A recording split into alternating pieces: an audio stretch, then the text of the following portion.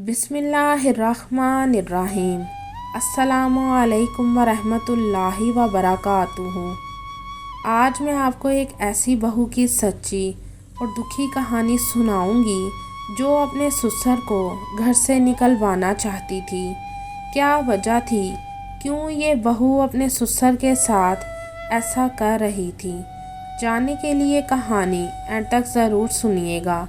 तो कहानी शुरू करने से पहले आपसे गुजारिश है कि आप मेरे चैनल हमना वॉइस को ज़रूर सब्सक्राइब करें और साथ दिए गए बेल आइकन को भी लाजमी क्लिक करें ताकि फ्यूचर में आने वाली मज़ीद ऐसी वीडियोस की अपडेट्स आपको मिलती रहें।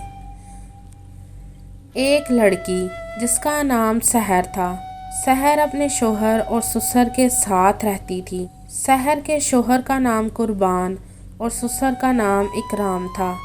सहर की शादी से 1 साल पहले ही सहर की सास का इंतकाल हो गया था, इसलिए सहर इस घर में अकेली लड़की थी। कुर्बान मार्केटिंग का काम करता था और अपने काम के सिलसिले में उसे ज़्यादातर दूसरे शहरों में रहना पड़ता था, जिसकी वजह से कुर्बान कभी 3 दिन बाद तो कभी काम ज़्यादा होने की वजह से 1 हफ्ते बाद घर आता था। और सहर का ससुर इकराम एक गवर्नमेंट मुलाजिम था और उसकी रिटायरमेंट हो चुकी थी, जिसकी वजह से वो अब घर में ही रहता था। कुर्बान सहर से बहुत प्यार करता था। वो जब भी घर आता तो सहर के लिए तोहफ़ा ज़रूर लेकर आता था, जिसकी वजह से सहर बहुत खुश होती थी। इसलिए कुर्बान जब भी काम के सिलसिले में बाहर जाता तो सहर उसका इंतज़ार बहुत बेसब्री से करती थी। हालांकि सहर दिन में कई दफ़ा कुर्बान से बात करती थी। शादी के 1 हफ्ते बाद ही कुर्बान ने अपना काम शुरू कर दिया था और अब सहर की शादी को 1 साल हो गया था।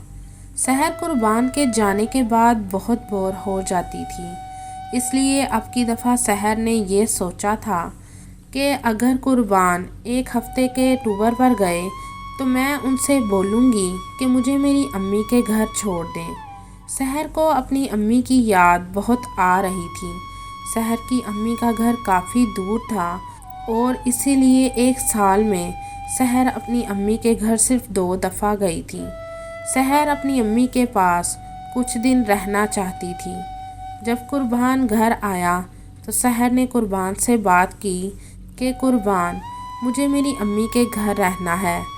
जब आप वापस आओगे तो मुझे मेरी अम्मी के घर से लेते आना।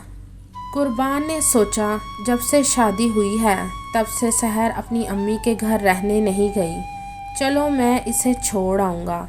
तो कुर्बान बोला, अच्छा ठीक है, तुम सुबह तैयार हो जाना, मैं कल तुमको तुम्हारी अम्मी के घर छोड़कर दूसरे शहर चला जाऊँगा। तो सहर बहुत खुश हुई। अगले दिन कुर्बान सहर को उसकी अम्मी के घर छोड़कर चला गया था। सहर अपनी अम्मी से मिलकर बहुत खुश हुई थी। सहर की अम्मी का नाम तस्लीम था। तस्लीम अपनी बेटी को गले से लगाकर बहुत खुश हुई और बोली, बेटी कितनी देर बाद आई है। बेटी, तेरा शोहर तो दूसरे शहर चला जाता है तो तू आ जाया कर मेरे पास, अकेले कैसे तेरा दिल लगता होगा। तो सहर बोली, अम्मी कुर्बान बहुत अच्छे हैं, वो मेरा बहुत ख्याल रखते हैं और उन्होंने मुझे घर में हर सहूलत दे रखी है। अम्मी बहुत दिल कर रहा था आपसे मिलने को, लेकिन मेरा ससुर घर में ही रहता है, उसका मसला बन जाता है। अगर मैं आपके घर आ जाऊंगी तो उनको पकाकर कौन देगा। तो तस्लीम बोली, अरे जब तुम्हारा शोहर घर नहीं होता तो तुम क्यों उस घर में रहती हो। बेटी, लोग तरह तरह की बातें बनाने लगते हैं, तुम क्यों अपने ससुर के साथ उस घर में अकेली रहती हो। बेटी, इंसान कब शैतान बन जाए पता ही नहीं चलता। तो सहर बोली, लेकिन अम्मी मेरे ससुर बहुत शरीफ इंसान है। तो तस्लीम बोली, बेटी मर्द ज़ात का भरोसा नहीं करना चाहिए, आगे तुम्हारी मर्ज़ी। फिर 1 हफ्ते बाद सहर को फुरकान घर लेकर आ गया था। 1 हफ्ता जो सहर अपनी अम्मी के घर रही, उसकी अम्मी उसे उसके ससुर के खिलाफ ही भड़काती रही। 2 دن بعد جب فرقان پھر سے دوسرے شہر چلا گیا تو سحر اپنی امی کی کہی گئی باتوں کے بارے میں سوچنے لگی تھی۔ اتنے میں سحر کے سسر اکرام نے اسے آواز لگائی، سحر بیٹی، میری طبیعت ٹھیک نہیں ہے، کیا تم مجھے ڈاکٹر کے پاس لے جاؤ گی؟ سحر اپنے سسر کے کمرے میں آئی۔ پہلے اس کا دل کیا کہ وہ اپنے سسر کو ڈاکٹر کے پاس لے جائے، لیکن پھر وہ بولی، ابو، میری خود کی طبیعت بھی ٹھیک نہیں ہے، آپ ایسا کریں خود چلے جائیں۔ تو اکرام بولا، بیٹی میں ایسا کرتا ہوں، ڈاکٹر کو گھر ہی بلا لیتا ہوں، تم بھی چیک کروا لینا۔ تو سحر بولی، نہیں ابو، اس کی ضرورت نہیں، میں آرام کروں گی تو ٹھیک ہو جاؤں گی۔ تو اکرام بولا، اچھا بیٹی ٹھیک ہے۔ پھر اکرام ڈاکٹر کے پاس چلا گیا۔ دوائی لے کر جب اکرام گھر آیا تو اس نے پھر سے سحر کو آواز لگائی، بیٹی مجھے کھانا دے دو۔ تو سحر بولی، ابو میں نے آج کھانا نہیں بنایا، اگر آپ کو کھانا کھانا ہے تو کل کا پڑا کھانا گرم کر کے کھا لیں۔ اکرام سوچنے لگا، یہ سحر کو کیا ہو گیا ہے، جو بھی کام میں اسے کہہ رہا ہوں فوراً جواب دے دیتی ہے۔ پھر اکرام سوچنے لگا، شاید واقعی میں اس کی طبیعت زیادہ خراب نہ ہو۔ پھر اکرام نے کھانا گرم کیا اور پھر سے سحر کو آواز دینے لگا کہ سحر بیٹی، میں نے کھانا گرم کر لیا ہے، آ کر کھا لو اور آتے ہوئے پانی لیتے آنا۔ تو سحر بولی، میں نے باہر سے کھانا منگوا کر کھا لیا ہے، آپ کھا لیں، اور پانی آپ کے کمرے میں ہی رکھ دیا ہے، اب بار بار مجھے آواز مت دینا۔ تو اکرام حیران ہو گیا کہ یہ سحر کو کیا ہو گیا ہے، آج تک ایسے بے رخی سے اس نے میرے ساتھ بات نہیں کی۔ خیر اکرام کھانا کھا کر دوائی کھا کر سو گیا۔ اگلے دن صبح کے 12 بج گئے تھے، لیکن سحر نے نہ تو اپنے سسر کو آ کر اٹھایا تھا اور نہ ہی اسے ناشتہ بنا کر دیا تھا۔ اکرام خود ہی اٹھا اور فریش ہو کر سحر کے کمرے میں چلا گیا۔ سحر اپنے کمرے میں تیار ہو رہی تھی۔ اکرام بغیر دروازے پر دستک دیے سحر کے کمرے کے اندر آ گیا اور بولا، بیٹی اب کیسی طبیعت ہے تمہاری؟ سحر بولی، کیوں، مجھے کیا ہوا ہے؟ اور دوسرا، آپ بڑے بزرگ ہیں، کیا آپ کو نہیں پتہ کہ کسی کے کمرے میں جانے سے پہلے دروازے پر دستک دی جاتی ہے؟ تو اکرام بولا، بیٹی تم تو میری بیٹی جیسی ہو، تمہارے کمرے میں آنے کے لیے دروازے پر دستک دینی ضروری تو نہیں، اور بیٹی کیا تم کہیں جا رہی ہو؟ تو سحر بولی، جی میں شاپنگ کرنے جا رہی ہوں۔ تو اکرام بولا، بیٹی ناشتہ تو بنا دو، رات کو بھی میں نے پہلے کی پڑی ہوئی روٹی کھائی تھی۔ تو سحر بولی، ابو بازار سے ہر چیز ملتی ہے، آپ بازار سے لے لیں۔ تو اکرام کچھ نہ بولا اور اپنے کمرے میں چلا گیا۔ 4 دن تک سحر یہی سب کچھ کرتی رہی، نہ تو وہ اکرام کو کھانے کا پوچھ رہی تھی اور نہ ہی اکرام سے کوئی بات کر رہی تھی۔